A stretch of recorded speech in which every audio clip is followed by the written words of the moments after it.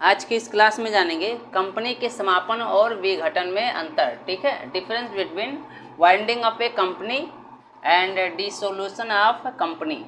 अब देखो, अस्तित्व की बात करते हैं तो इसमें कंपनी के समापन के पूरा होने तक कंपनी का अस्तित्व रहता है। देखो, कंपनी के समापन में अस्तित्व की बात करते हैं तो इसमें जो है कंपनी का समापन होने के बाद कंपनी जो है विद्यमान रहती है, पूर्ण रूप से खत्म नहीं होती है।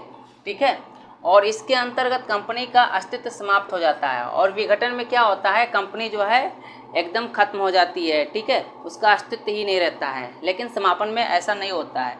अब विधि की बात करते हैं तो यह परिसमापन की एक विधि है। जो समापन मेथड है वो परिसमापन की क्या है, एक मेथड होता है। और इसका आशय कंपनी के पूर्ण विघटन से है। और विघटन मतलब क्या होता है कि कंपनी को पूर्ण रूप से खत्म कर दिया जाए, वही क्या कहलाता है, कंपनी का विघटन कहलाता है, डिसोल्यूशन कहलाता है। अब देखो, ऋणों को प्रमाणित करना, तो इसमें लेनदार अपने दावों को साबित कर सकते हैं। ठीक है, मतलब कंपनी के समापन में क्या होता है कि जो भी लेनदार होते हैं वो क्लेम कर सकते हैं। ठीक है, जो भी उनका अमाउंट बचता है या किसी भी हिस्सेदारी के लिए वो क्लेम कर सकते हैं। और इसके पश्चात ऋणों का प्रमाणन नहीं किया जा सकता है क्योंकि कंपनी मौजूद ही नहीं है।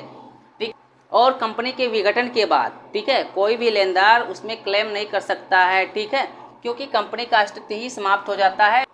जो कंपनी थी वह जो है खत्म हो जाती है, इसलिए क्लेम नहीं हो सकता है। संपत्तियों की वसूली और वितरण, देखो इसमें निस्तारक द्वारा संपत्तियों की राशि वसूल की जाती है तथा निर्धारित विधि से वितरण भी किया जाता है। और कंपनी के समापन में क्या होता है कि जो भी संपत्तियां होती है, ठीक है, निस्तारक के द्वारा या लिक्विडेटर के द्वारा उसको वसूल की जाती है। वसूल करने के बाद उसको डिस्ट्रीब्यूशन भी किया जाता है, जो भी उसके लेनदार होते हैं, देनदार होते हैं, उनको दिया जाता है। ठीक है, इसमें संपत्तियों की वसूली व वितरण आदि नहीं किया जाता। और जब कंपनी का विघटन हो जाता है, डिसोल्यूशन हो जाता है, तो ऐसी स्थिति में कोई भी संपत्ति का वितरण या डिस्ट्रीब्यूशन नहीं किया जाता है और ना ही संपत्तियों का वसूली किया जाता है, क्योंकि कार्यों के समाप्त हो जाने के बाद कंपनी का विघटन हो जाता है। ठीक है, और कंपनी प्रेजेंट टाइम पे मौजूद ही नहीं, उसका अस्तित्व ही खत्म हो गया, तो ऐसी स्थिति में ये करना संभव नहीं है। प्रतिनिधित्व की बात करते हैं तो इसमें कंपनी का प्रतिनिधित्व निस्तारक करता है।